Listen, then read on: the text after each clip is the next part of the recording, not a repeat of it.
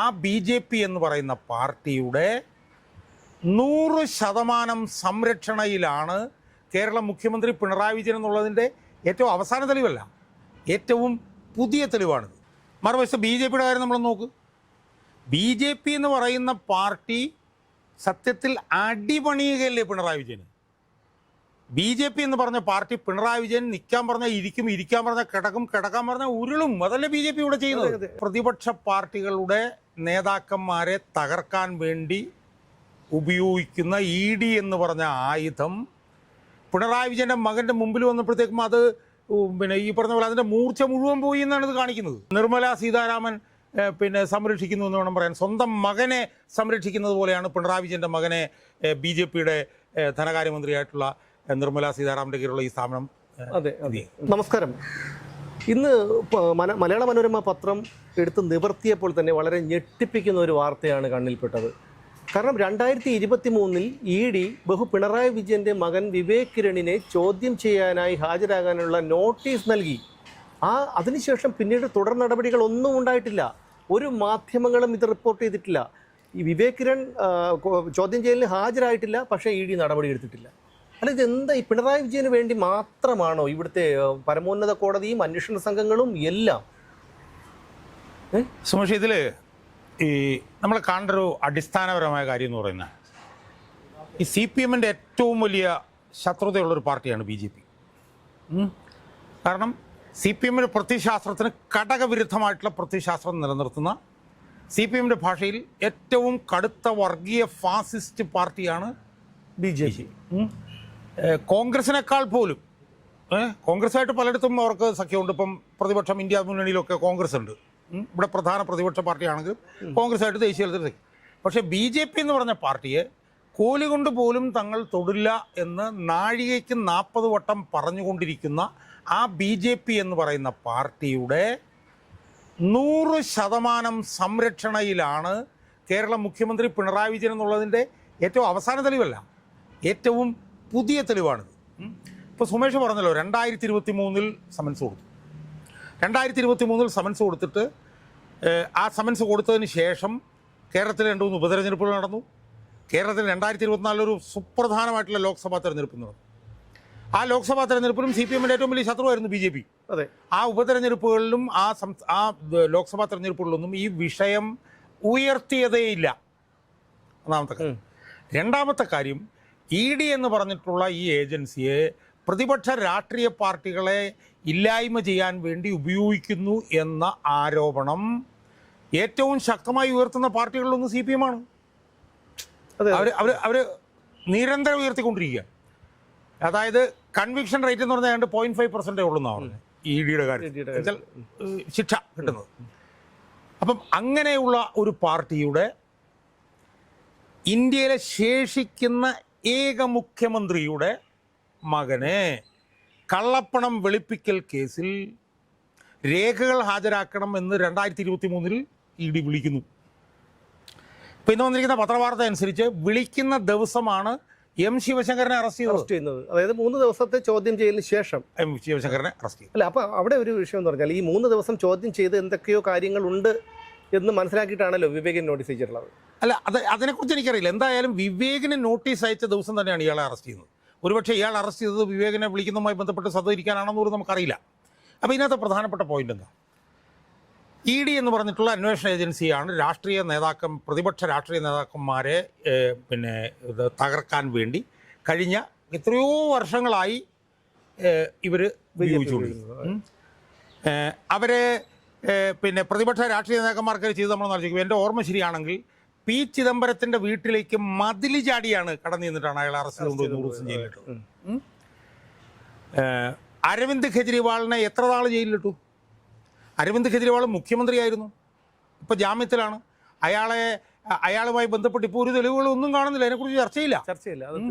അതുപോലെ തന്നെ മനീഷ് സിസോദിയെ ഏതാണ്ട് 1-2 വർഷക്കാലം ജയിലിലിട്ടു. ഉപമുഖ്യമന്ത്രിയായിരുന്നു, അയാൾ ജയിലിലിട്ടു. അതുപോലെ തന്നെ അരവിന്ദ് കെജ്രിവാൾ മന്ത്രിസഭയിലെ ആരോഗ്യമന്ത്രിയായിരുന്ന സത്യേന്ദ്ര ജെയിൻ, അയാളെയും ഇട്ടു, ഏതാണ്ട് 1.5 വർഷക്കാലം ജയിലിലിട്ടു.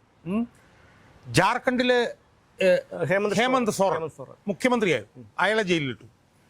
തമിഴ്നാട്ടിൽ സെന്തിൽ ബാലാജിയെ ജയിലിലിട്ടു. പൊന്മുടി എന്ന് പറഞ്ഞിട്ട് ഒരു മന്ത്രിയെ ജയിലിലിട്ടു. പിടിച്ചു. അപ്പം ആ നിലയിൽ നിരന്തരമായി പ്രതിപക്ഷ പാർട്ടികളുടെ നേതാക്കന്മാരെ തകർക്കാൻ വേണ്ടി ഉപയോഗിക്കുന്ന ED എന്ന് പറഞ്ഞ ആയുധം പിണറായി വിജയൻ്റെ മകൻ്റെ മുമ്പിൽ വന്നപ്പോഴത്തേക്കും അത് പിന്നെ ഈ പറഞ്ഞ പോലെ അതിൻ്റെ മൂർച്ച മുഴുവൻ പോയി എന്നാണ് ഇത് കാണിക്കുന്നത്. അതും BJPയുടെ ഏറ്റവും വലിയ വർഗശത്രു. ഇപ്പം എന്നെ സംബന്ധിച്ച് പറയുകയാണെങ്കിൽ സുമേഷ്, എനിക്കൊന്ന് 2-3 വർഷങ്ങൾക്ക് മുമ്പ് മുതൽ തന്നെ ഈ മകനെ കുറിച്ചിട്ട് സംസാരിച്ചിട്ടുള്ള ആളാണ്. അതെ. ഞാൻ VS-ന്റെ കൂടെ നിൽക്കുന്ന സമയത്ത് VS അച്യുതാനന്ദനും ഈ പിണറായി വിജയൻ്റെ ഈ രണ്ടാമത്തെ മകനെ കുറിച്ചിട്ട് ആരോപണം ഉന്നയിച്ചിട്ടുണ്ട്. അന്ന് VS ഉന്നയിച്ച ആരോപണം എന്ന് പറയുന്നത് ഇയാൾക്ക് ബർമിംഗ്ഹാം യൂണിവേഴ്സിറ്റിയിൽ MBA പഠനത്തിന് 42 ലക്ഷം രൂപ അന്ന് പിണറായി വിജയൻ കൊടുത്തതായിട്ട് പറഞ്ഞുകൊണ്ട് അന്ന് കത്തയച്ചിട്ടുണ്ട്. ആർക്ക്? പോളിറ്റ് ബ്യൂറോയ്ക്ക് VS കത്തയച്ചിട്ടുണ്ട് 2003-ലോ 2004-ലോ മറ്റോ. അതിനുശേഷം ഈ പയ്യന് പിന്നെ അവൻ്റെ മാർക്കൊക്കെ എല്ലാം 3rd ക്ലാസ് ആയിരുന്നു. അവനെ ഇവിടുത്തെ പ്രതിപക്ഷ സഖ്യത്തിൽ ഒരാൾ ഇടപെട്ടാണ് ഗൾഫിലേക്ക് കൊണ്ടുപോയതെന്നുള്ള വാർത്തകളും ഉണ്ട്. അയാൾ അവിടെ ചെന്നു. അവിടെ ഇയാൾക്ക് ഈ 3rd ക്ലാസ് മാത്രം ഉണ്ടായിരുന്നിട്ട് പോലും ഒരു വിദേശ ബാങ്കിൽ അയാൾ നിയമിതരായി. അവിടുന്ന് അയാൾ മാറി. ഇപ്പോൾ അയാൾ വേറെ എവിടെയോ ആണ്. ഇയാൾ ഈ അച്ഛൻ സമ്പാദിക്കുന്ന പണം അവിടെ പാർക്ക് ചെയ്യുന്നതിന് വേണ്ടിയിട്ടുള്ള പ്രവർത്തനങ്ങളെല്ലാമാണ് അവിടെ നടത്തുന്നത് എന്നുള്ള നിലയിലുള്ള സംസാരങ്ങളാണ് നമ്മൾ കേട്ടിട്ടുള്ളത്.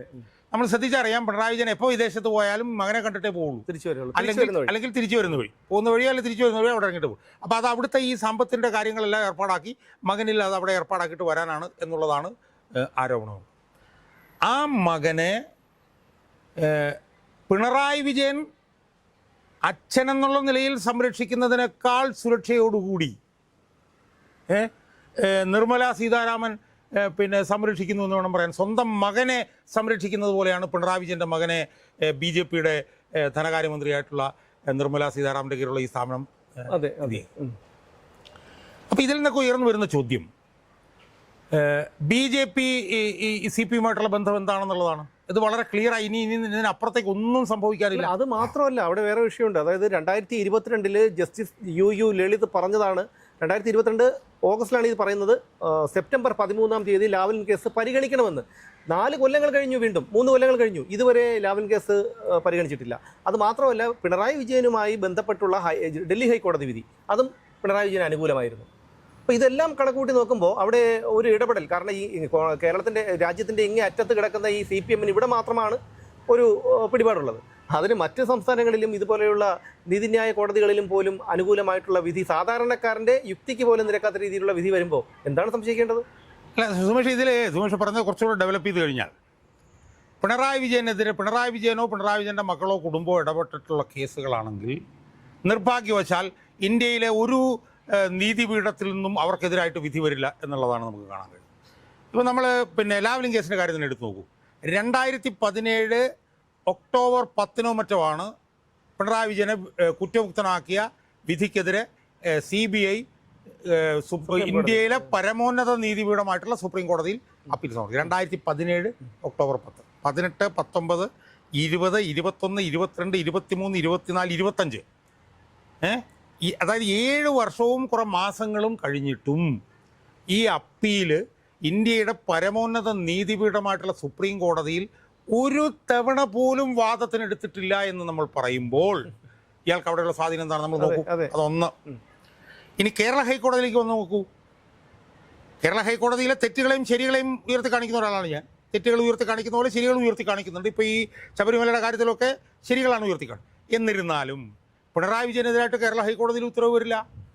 2007 ലാവ്ലിൻ കേസിൽ പിണറായി വിജയൻ ഉൾപ്പെടെയുള്ളവർക്ക് പങ്കുണ്ടെന്നും പറഞ്ഞിട്ട് പിന്നെ CBI അന്വേഷണത്തിന് ഉത്തരവിട്ടതിന് ശേഷം 2007 ശേഷം 2025 വരെ പിണറായി വിജയനോ പിണറായി വിജയൻ്റെ കുടുംബത്തിനോ എതിരായിട്ട് ഒരു കേസും ഒരു വിധിയും വന്നിട്ടില്ല. ഇപ്പോൾ ലാവ്ലിൻ കേസിൻ്റെ കാര്യം കേരള ഹൈക്കോടതി എടുത്തു നോക്ക്. ലാവ്ലിൻ കേസിൽ 2013 പിണറായി വിജയൻ ഉൾപ്പെടെയുള്ള എല്ലാവരെയും കുറ്റമുക്തനാക്കിക്കൊണ്ട് CBIയുടെ ഉത്തരവ് വന്നു. അതിനെതിരെ 2013 CBI പിന്നെ കേരള ഹൈക്കോടതിയിൽ അപ്പീൽ കൊടുത്തു. 2017 ജസ്റ്റിസ് ഉബൈദിൻ്റെ ബെഞ്ച് പിണറായി വിജയനെ കുറ്റമുക്തനാക്കുന്നത് വരെയുള്ള 4 വർഷക്കാലത്തിനിടയിൽ 7 or 8 ഹൈക്കോടതി ജഡ്ജിമാരാണ് ആ കേസ് കേൾക്കുന്നതിൽ നിന്ന് ഒരു കാരണവും പറയാതെ പിന്മാറിയത്. മനസ്സിലായില്ലേ? എന്നിട്ട് പിണറായി വിജയനെ ഉബൈദ് കുറ്റമുക്തനാക്കി. ആ കുറ്റമുക്തനായിട്ടുള്ള ഉബൈദിന് ഒരു സ്ഥാനം കൊടുത്തു. അത് കഴിഞ്ഞ് വേറൊരു സ്ഥാനം കൊടുത്തു. അതിനുശേഷമാണ് പിണറായി വിജയൻ്റെ കുടുംബവുമായി ബന്ധപ്പെട്ടിട്ടുള്ള മാസപ്പടി കേസ് കേരള ഹൈക്കോടതിയിലേക്ക് വരുന്നത്. ആ മാസപ്പടി കേസ് കേരള ഹൈക്കോടതിയിലേക്ക് വന്നപ്പോഴും ആ കേസ് നീട്ടിക്കൊണ്ടുപോകാനാണ് ജഡ്ജിമാർക്ക് താല്പര്യം. ഞാൻ പേരുകൾ ഇപ്പോൾ പറയുന്നില്ല. 2 or 3 ജഡ്ജിമാർ ആ കേസ് ഇങ്ങനെ നീട്ടി കൊണ്ടുപോകും. ആ കേസെന്ന് പറഞ്ഞു കഴിഞ്ഞാൽ ആ കേസ് ആദ്യം കേരള ഹൈക്കോടതിയിൽ പിണറായി വിജയൻ്റെ മകൾ തോറ്റതാണ്. അത് കഴിഞ്ഞ് കർണാടക ഹൈക്കോടതിയിൽ പിണറായി വിജയൻ്റെ മകൾ തോറ്റതാണ്. ആ കേസ് ഇപ്പോൾ ഡൽഹി ഹൈക്കോടതിയിൽ എന്താ സ്ഥിതി? SFIO അന്വേഷണം പ്രഖ്യാപിച്ചു. ആ അന്വേഷണത്തെ അട്ടിമറിക്കാൻ വേണ്ടി ഡൽഹി ഹൈക്കോടതിയിൽ CMRലാണ് കേസ് കൊടുത്തിരിക്കുന്നത് പിണറായി വിജയൻ്റെ മകൾ. ആ കേസ് ഡൽഹി ഹൈക്കോടതിയിൽ 24 തവണയാണ് ഇതിനോടകം മാറ്റി വെച്ചിരിക്കുന്നത്. 24 തവണ. അവിടെ പിണറായി വിജയന് അവിടെ CMRലിനൊക്കെ വേണ്ടി ഹാജരാകുന്നത് പിന്നെ കപിൽ സിബൽ എന്ന് പറഞ്ഞൊരു വക്കീലാണെന്നൊക്കെ. ഏതാണ്ട് 8-10 കോടി രൂപ ഈ കേസിന് വേണ്ടി CMRലും KSIDCയും കൂടെ ചെലവഴിച്ചു കഴിഞ്ഞു എന്നാണ് നമ്മൾ മനസ്സിലാക്കുന്നത്. ആ കേസ് ഇപ്പോൾ ഒക്ടോബർ 28-29 തീയതികളിൽ അന്തിമവാദത്തിന് വെച്ചിട്ടുണ്ട്. അന്ന് പിണറായി വിജയനെതിരായിട്ടാണ് വിധി വരുന്നതെങ്കിൽ തൊട്ട് പിറ്റേ ദിവസം മകൾക്ക് നോട്ടീസ് പോകും. കാരണം SFIO കുറ്റപത്രം സമർപ്പിച്ചിട്ടുണ്ട് എറണാകുളം കോടതിയിൽ. ആ കേസ് അട്ടിമറിക്കണം എന്ന് അതിൻ്റെ അന്വേഷണം മുന്നോട്ട് പോകരുതെന്ന് പറഞ്ഞിട്ടാണ് ഡൽഹി ഹൈക്കോടതിയിൽ അവസാനം കേന്ദ്ര ഗവൺമെൻറ് നിവൃത്തിയില്ലാതെ പറഞ്ഞ് ഇത് ഇനി നീട്ടിവെക്കാൻ പറ്റില്ല എന്നാണ് അന്തിമവാദത്തിന് കൊടുത്തിരിക്കുക. ആ അന്തിമവാദത്തിൽ പിണറായി വിജയനെതിരാണെങ്കിൽ മകൾക്കെതിരെ നോട്ടീസ് വരും. അപ്പോൾ ഇതിൽ നിന്ന് നമ്മൾ അന്തിമമായിട്ട് കാണുന്ന ഒരു കാര്യം എന്താ സുമേഷ്? അതായത് അച്ഛനെതിരെ കേസ്, ലാവ്ലിംഗ് കേസ്, പിന്നെ സ്വർണ്ണക്കള്ളക്കടത്തിൻ്റെ കാര്യം നമുക്കറിയാലോ. അതും എല്ലാം ഇങ്ങനെ നീണ്ടു പോകും. എന്തായാലും സ്വർണ്ണക്കള്ളക്കടത്തിലും പിന്നെ ലാവ്ലിംഗ് കേസിലും ഇയാളുടെ പങ്ക് ആരോപിക്കപ്പെടുന്നു അച്ഛൻ. മകൾക്കെതിരെയുള്ള അവസ്ഥ എന്താ? മകൾക്കെതിരെ മാസപ്പടി കേസ്, മകനെതിരെ കള്ളപ്പണം വെളുപ്പിക്കുക. ഞാൻ പറഞ്ഞു ആലോചിച്ചു, ഒരു കമ്മ്യൂണിസ്റ്റ് മുഖ്യമന്ത്രി, ഒരു രാഷ്ട്രീയ നേതാവ് എന്നുള്ളതല്ലേ. ഇപ്പോൾ കോൺഗ്രസ്സുകാരനൊക്കെ നമുക്ക് മനസ്സിലാക്കാം. അല്ല, കോൺഗ്രസ്സുകാരല്ല, ഇത് ഏതെങ്കിലും ഒരു രാഷ്ട്രീയ പാർട്ടി നേതാവ് ചെയ്യുന്നതാണോ? ഇന്ത്യയുടെ ചരിത്രം എടുത്ത് നോക്ക്. ഏതെങ്കിലും ഒരു രാഷ്ട്രീയ പാർട്ടി നേതാവ് ഇതേപോലെ ഉണ്ടോ? അപ്പോൾ അതിലൊക്കെ ഉപരി അഴിമതി വിരുദ്ധ ഭരണം ലക്ഷ്യമിട്ട് പ്രവർത്തിക്കുന്ന, ഉദാഹരണത്തിന് ഞാൻ ചെറിയ ഉദാഹരണം പറയാം. അതായത് ഐക്യമുന്നണി ഗവൺമെൻറ് ഉണ്ടായിരുന്നു കേന്ദ്രത്തിൽ 90കളുടെ തുടക്കത്തിൽ. എന്നാൽ മറ്റേ ഗുജറാളും മറ്റേ ദേവഗൗഡയായിരുന്നു പ്രധാനമന്ത്രിമാർ. അന്ന് പിന്നെ ആ ഐക്യമുന്നണിയുടെ പ്രസിഡന്റ് ആയിരുന്നത് ലല്ലു പ്രസാദ് യാദവ് ആയിരുന്നു. അന്നാലും ബീഹാർ മുഖ്യമന്ത്രി. അയാൾ അന്ന് കാലിത്തീറ്റ കുംഭകോണ കേസിൽ അയാൾക്ക് പങ്കുണ്ടെന്ന് പറഞ്ഞൊരു CBI അന്വേഷണ റിപ്പോർട്ട് വന്നപ്പോൾ അന്ന് CPMൻ്റെ ദേശീയ സെക്രട്ടറി ആയിട്ട് സുർജിത്ത് പ്രസ്താവന ഇറക്കി. എന്ത് പ്രസ്താവന ഇറക്കി? ഐക്യമുന്നണിയുടെ പ്രസിഡന്റ് സ്ഥാനത്ത് രാജിവെക്കണം. അങ്ങനെ CPMൻ്റെ ദേശീയ സെക്രട്ടറിയുടെ പ്രസ്താവനയെ തുടർന്ന് ആണ് അന്ന് പിന്നെ ലല്ലു പ്രസാദ് യാദവിന് ഐക്യമുന്നണിയുടെ പ്രസിഡന്റ് സ്ഥാനം രാജിവെക്കും. അങ്ങനെ അഴിമതിക്കെതിരെ വിട്ടുവീഴ്ചയില്ലാത്ത സമരം പതിറ്റാണ്ടുകളായി ചെയ്തു പോകുന്ന ഒരു പാർട്ടി. ഇനി ഒറ്റ മിനിറ്റ്, ഇനി കേരളത്തിൽ വന്നാലത്തെ അവസ്ഥ എടുത്ത് നോക്കി. 20 വർഷം സമരം ചെയ്ത് ബാലകൃഷ്ണപിള്ള ജയിലിലാക്കിയ അച്യുതാനന്ദൻ ജീവിച്ച കേരളം, അഴിമതിക്കെതിരെ വിട്ടുവീഴ്ചയില്ലാതെ അച്യുതാനന്ദൻ പോരാടിയ കേരളം. ആ കേരളത്തിലാണ് അച്ഛനെതിരെയും മകൾക്കെതിരെയും മകനെതിരെയും കേസ് വരുന്നു. അമ്മയുടെ കാര്യം പിന്നെ പ്രത്യേകിച്ച് പറയണ്ട. ഷാർജ ഷെയ്ഖ് വന്നപ്പോൾ അയാളെ വേണം സ്വർണം കൊണ്ട് മൂടാം. എൻ്റെ മകൾക്ക് എന്തെങ്കിലും കിട്ടിയാൽ, ഷാർജയിൽ എന്തെങ്കിലും സൗകര്യം കിട്ടിക്കഴിഞ്ഞാൽ I will shower gold on the wife of Sharjah Sheikh എന്ന് പറഞ്ഞ അമ്മ. ഇതാണ് CPMൻ്റെ സമുന്നത നേതാവും പോളിറ്റ് ബ്യൂറോ അംഗവും 10 വർഷം മുഖ്യമന്ത്രിയായിട്ടുള്ള അയാളുടെ അവസ്ഥ. അതുകൊണ്ട് ഇതെല്ലാം കൂടെ ചേരുമ്പോൾ ഇത് അണയുന്നതിന് മുമ്പുള്ള ഒരു ആളിക്കത്താണ്. ഇത് അണയും എന്നുള്ള കാര്യത്തിൽ ഒരു തർക്കവും. അതൊക്കെ ശരിയാണ്. ഈ മുഖ്യമന്ത്രിയുടെ അഡീഷണൽ പ്രൈവറ്റ് സെക്രട്ടറിയായ CN രവീന്ദ്രനെ ചോദ്യം ചെയ്യാൻ വിളിപ്പിച്ചു. അയാളുടെ മൊബൈൽ വാങ്ങിവെച്ചു. ഇതുവരെ അതിലൊരു നടപടിയോ അല്ലെങ്കിൽ അതിനെപ്പറ്റി ഒരു അറിയിപ്പോ ഉണ്ടായിട്ടില്ല.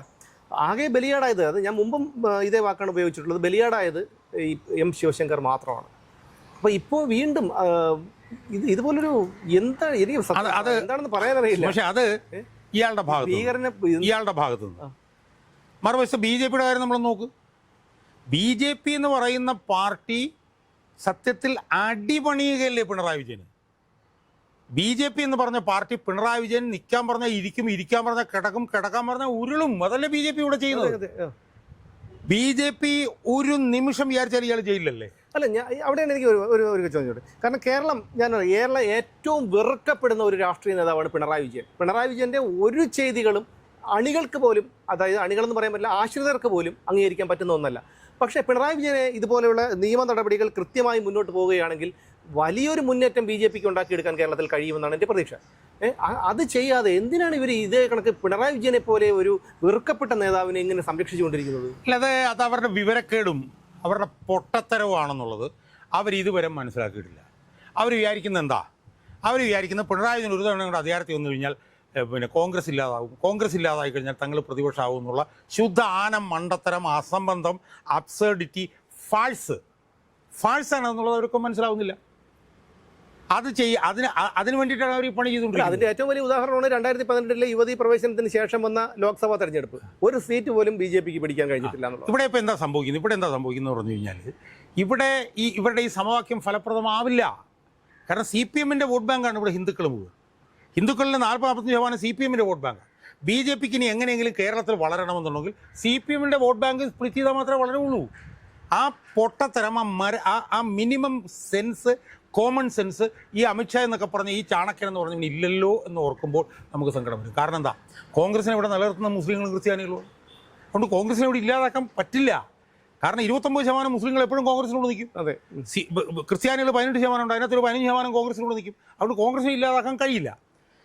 BJPക്ക് എന്തെങ്കിലും വളർച്ച ഇവിടെ നേരണമെന്നുണ്ടെങ്കിൽ CPM-ന്റെ വോട്ട് ബാങ്ക് സ്പ്ലിറ്റ് ചെയ്യുക എന്നുള്ളതേ ഉള്ളൂ. CPM-ന്റെ വോട്ട് ബാങ്ക് സ്പ്ലിറ്റ് ചെയ്യുകയാണെങ്കിൽ പിണറായി വിജയനെ തൂക്കിയെടുത്ത് അകത്തിടുകയാണ് വേണ്ടത്. അത് ആ ബോധം, ആ കോമൺ സെൻസ് ഇല്ലാത്തിടത്തോളം കാലം ഇവിടെ എന്താ സംഭവിക്കുന്നത്? CPM-ഉം തീരും, BJP-യും തീരും. അല്ല, എനിക്ക് തോന്നുന്നു ഇവർ തമ്മിലൊരു കരാറാണ്. കാരണം എത്രത്തോളം വെറുപ്പിച്ച് കൊടുക്കാം, കേരളത്തിൽ CPM-നെ എത്രത്തോളം വെറുപ്പിച്ച് കൊടുക്കാം എന്ന് പിണറായി വിജയൻ അവരുമായിട്ട് രഹസ്യ ധാരണ ഉണ്ടെന്നാണ് എനിക്ക് തോന്നുന്നത്. കാരണം ഇന്നലെ എറണാകുളത്തോ മറ്റോ മുഖ്യമന്ത്രിക്ക് പോകാനായി 15 മിനിറ്റോളം വാഹനം തടഞ്ഞിട്ട് അവിടെ ഗതാഗത കുരുക്കുണ്ടാക്കിയത്.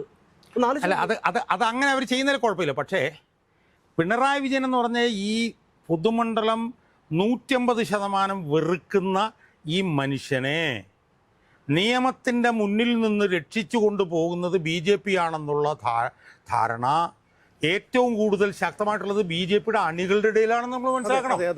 തീർച്ചയായിട്ടും BJPയുടെ മുഴുവൻ അണികൾ ഇവർക്കെതിരാണ്.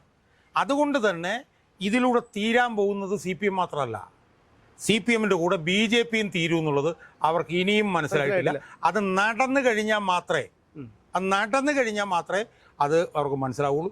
അത് 24-ലെ തെരഞ്ഞെടുപ്പിൽ അവർക്ക് ബോധ്യമാകും എന്നുള്ള കാര്യത്തിൽ യാതൊരു തർക്കവും. അല്ല, അതിൽ മറ്റൊരു കാര്യം കൂടിയുണ്ട്. അതായത് ഇവരുടെ ഒരു രഹസ്യ ബാന്ധവം മനസ്സിലാക്കണമെങ്കിൽ നവകേരള സർക്കിട്ട് നമ്മൾ നോക്കണം. അവിടെ കാസർഗോഡ് മുതൽ ഇങ്ങോട്ടുള്ള സഞ്ചാരത്തിനിടയിൽ പലയിടങ്ങളിലും യൂത്ത് കോൺഗ്രസ്സുകാരെ, കരിങ്കൊടി കാണിച്ച യൂത്ത് കോൺഗ്രസ്സുകാരെ വരെ വളരെ മൃഗീയമായി തല്ലി ചതച്ചപ്പോഴും ഇവരുടെ കോട്ടയായ കൊല്ലത്ത് യുവമോർച്ചക്കാർ വന്നിട്ട് അവർ പ്രതിഷേധിക്കുന്നു. അവർ ഏതെങ്കിലും ഒരു സ്ഥലത്ത് യുവമോർച്ചക്കാരെ അടിച്ചിട്ടുണ്ടോ? പോലീസ് അടിച്ചിട്ടുണ്ടോ? ഏതെങ്കിലും ഒരു സ്ഥലത്ത് അടിച്ചിട്ടുണ്ടോ?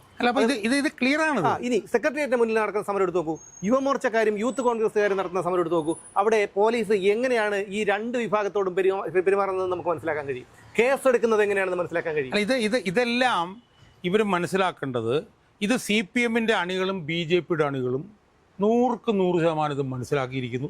അവരൊരു തെരഞ്ഞെടുപ്പിന് കാത്തു നിൽക്കുകയാണ്.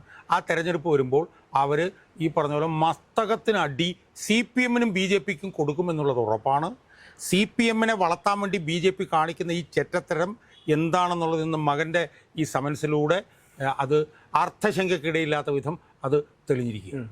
തീർച്ചയായിട്ടും. അതായത് അധികാരമില്ലെങ്കിൽ ഒരിക്കലും പിണറായി വിജയന് കേരളത്തിൽ ജീവിക്കാൻ കഴിയില്ല. കാരണം അധികാരത്തിൽ ലഹരി മൂത്ത ഒരു കുടുംബമാണ് പിണറായി വിജയൻ്റേത്, അത് ആരായിരുന്നാലും. അപ്പോൾ എന്തായിരുന്നാലും അങ്ങനെ ഈ മുമ്പ് ഒരാൾ പറഞ്ഞു കേട്ടതാണ്, അവരുമായിട്ട് അടുപ്പുള്ള ഒരാൾ പറഞ്ഞത് കേട്ടതാണ്, എന്തായിരുന്നു അധികാരം കിട്ടിയില്ലെങ്കിൽ പുള്ളി വേറെ എവിടെയെങ്കിലും പോയിട്ട് ഇൻവെസ്റ്റ് ചെയ്തിട്ടുണ്ട്, അവിടെ താമസിക്കും എന്നുള്ള കാര്യം. ജീവിക്കാൻ പറ്റില്ല അദ്ദേഹത്തിന്. ഈ മണ്ടന്മാരായ അണികൾ പശ്ചിമ ബംഗാളിൽ കിടന്ന് അടി വാങ്ങിയതുപോലെ ജനങ്ങൾ ഓടിച്ചിട്ട് തല്ലുന്ന ഒരു അവസ്ഥയുണ്ടാവും. അതുകൊണ്ട് കേരളത്തിലെ ഈ BJP-കാരാണ് മനസ്സിലാക്കേണ്ടത്. കാരണം BJP-യിലെ ഒരു പ്രതീക്ഷ കുറേ പേർക്കെങ്കിലും ഉണ്ടായിരുന്നു, അതിപ്പോൾ ഇല്ലാതായി കഴിഞ്ഞു. എന്തായാലും ഇനി വരുന്ന ദിവസങ്ങളിൽ ഈ വരുമ്പോൾ ശബരിമല വിഷയം ഇതിലങ്ങ് മുങ്ങിപ്പോകാതിരുന്നാൽ മതിയായിരുന്നു. അത് ശബരിമല വിഷയം മുങ്ങിപ്പോകില്ല. ശബരിമല വിഷയത്തിൻ്റെ കൂടെ വേറൊരു വിഷയവും കൂടെ വന്നു എന്ന് മാത്രമേ നമ്മൾ കണ്ടാൽ മതി. ശബരിമല വിഷയം ഇപ്പോൾ ശബരിമലയിൽ നിന്ന് മാറി മറ്റ് ദേവസ്വം ക്ഷേത്രങ്ങളിലേക്ക് മാറിയിരിക്കുകയാണ്. ഇത് വല്ലാതെ ഒരു പുഴുത്തു നാറുന്ന ഒരു ഇതിലേക്ക് പോകുള്ളൂ. അതിൻ്റെ കൂട്ടത്തിൽ മകൻ്റെ വിഷയവും കൂടെ വന്നതുകൊണ്ട് നിക്കപ്പൊറുതിയും ഇരിക്കപ്പൊറുതിയും ഇല്ലാതായി പിണറായി വിജയന് എന്ന് മാത്രമേ നമ്മൾ ഇതിനകത്ത് നിന്ന് നിരീക്ഷിക്കേണ്ടതുള്ളൂ എന്നാണ് എനിക്ക് തോന്നുന്നത്. ശരി.